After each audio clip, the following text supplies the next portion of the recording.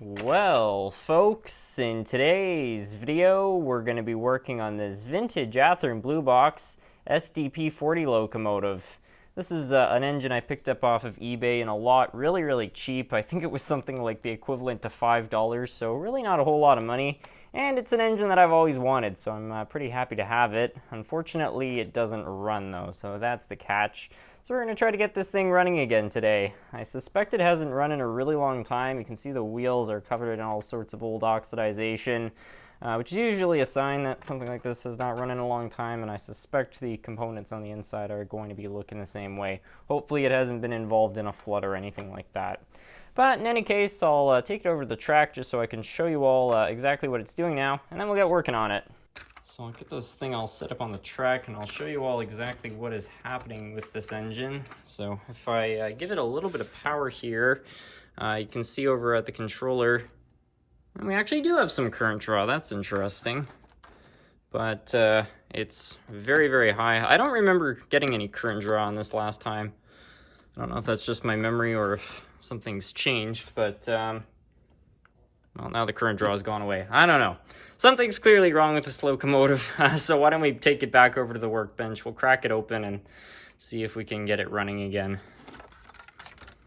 Well, it's now time to go looking for trouble. Let's see if we can get this shell off. I think there are just 4 tabs. All right. So this is not quite right, and it's also disconnected on that side, which could explain that short circuit. That might be the problem with this engine. I don't know if maybe somebody flipped those up for a reason, or if, I don't know, they might have just come undone, but that's very odd. Why don't I get my controller? We'll just give it a little bit of power here on the bench and see if it will do anything.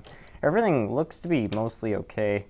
It's a little bit of rust right here, but that's about it. All the other contacts look pretty clean. All right, well, we got our test leads here. Now, how many of you out there bet this thing will start? I kind of have a bit of optimism in it now, but you never know. Oh, well, we had something for a second there. And it's gone.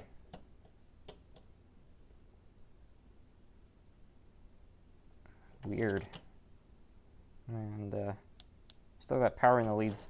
So something's clearly really off with this locomotive's electrical system. I don't know exactly what it is, but I saw that motor turn over for just a second there, so I don't know.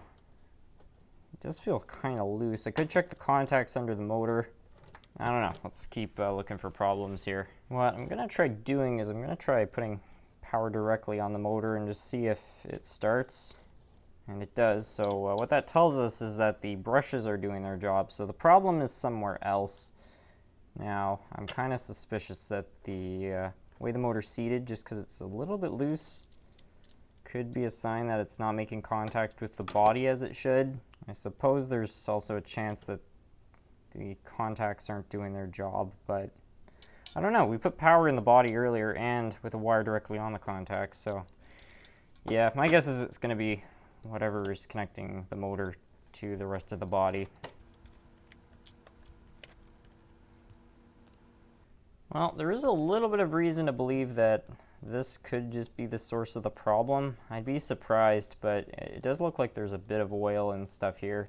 And the other contact side doesn't look too bad, but you never know. So we'll just clean that all up, see if that will fix the problem. Yeah, another thing to check too is to make sure you got enough tension on both these, because of course if this is just a bit loose, what can happen is the motor can kind of sit above that metal plate which it needs to touch, and that can cause issues. So we'll just bend those out a tiny bit, and then I guess we'll just reseat the motor and test it out, see if it will go for us.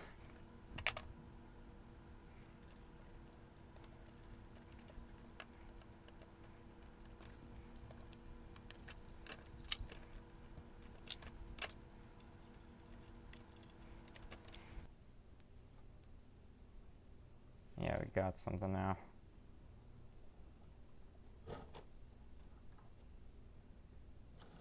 Okay, so we got it running. I would still like just to have a look at these gearboxes though, just to make sure everything's in order there too, because just judging by the age of this engine and the condition of those wheels, They probably need to be maintained, so why don't we take those off too and just have a quick look there. Yeah.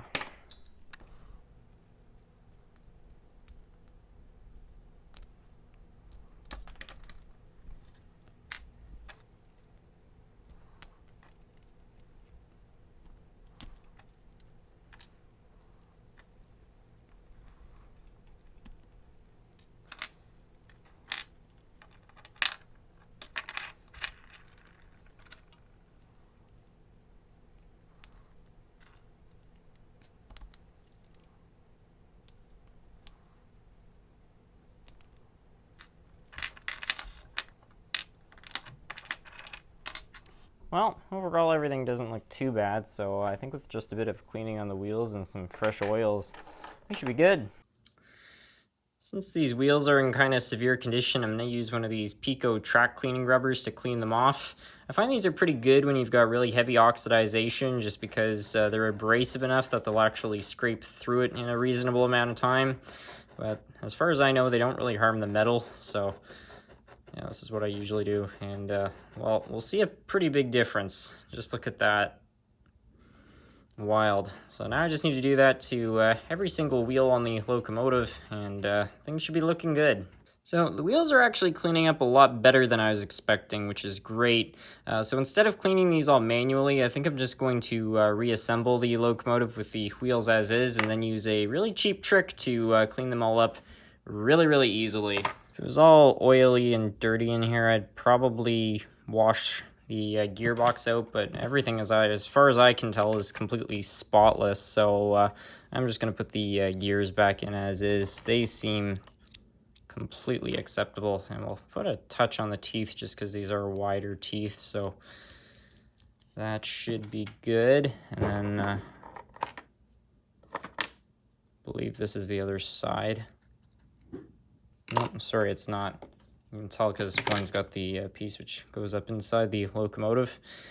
And then as we reassemble this, we just kind of need to get the wheels in to each of the bearings on these older blue boxes. They decided to put the bearings on the outside. Not a horrible design, but they can be a bit tricky to get in sometimes.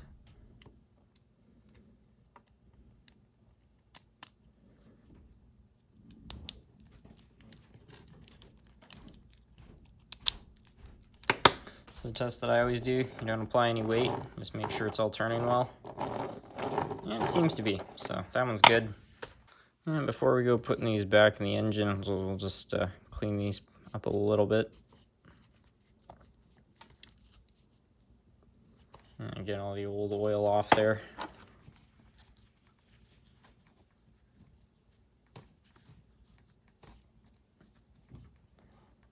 Beautiful.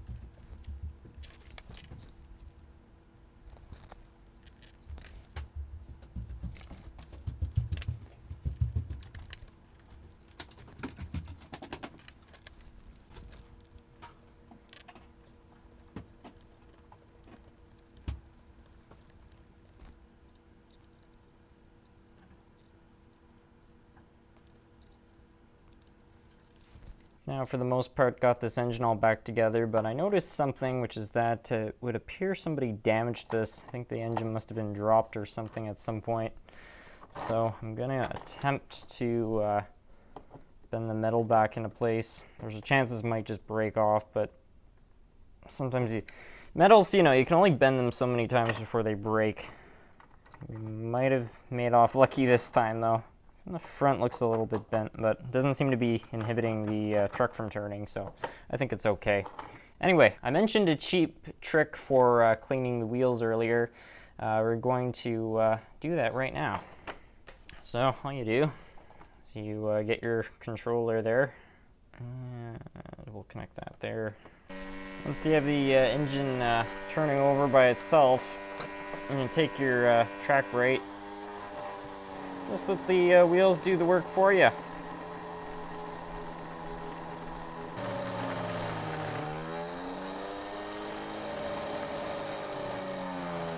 Well, those didn't come out too badly, if I do say so myself. Anyway, we'll put the shell back on this thing, and then I think it's all ready to go.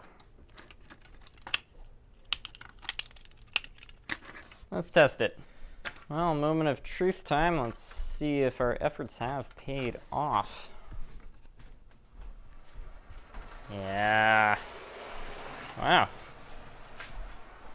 That's running really well. It's not even loud like some of these older blue boxes are.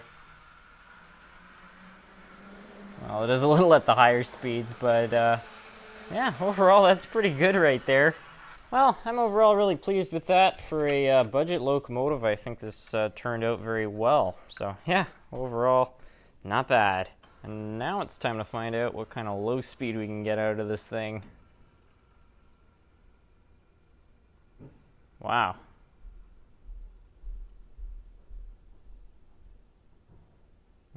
It hasn't kicked out. It's still moving. It's just, I mean, it is cogging quite a bit, but it hasn't technically stopped. This might be one of the few locomotives I've worked on which actually maybe could win a creeping competition. But whatever. Anyways, I hope you all enjoyed the video. I'm thrilled with the results of this thing. And yeah, with that, I'd like to thank you all so much for watching.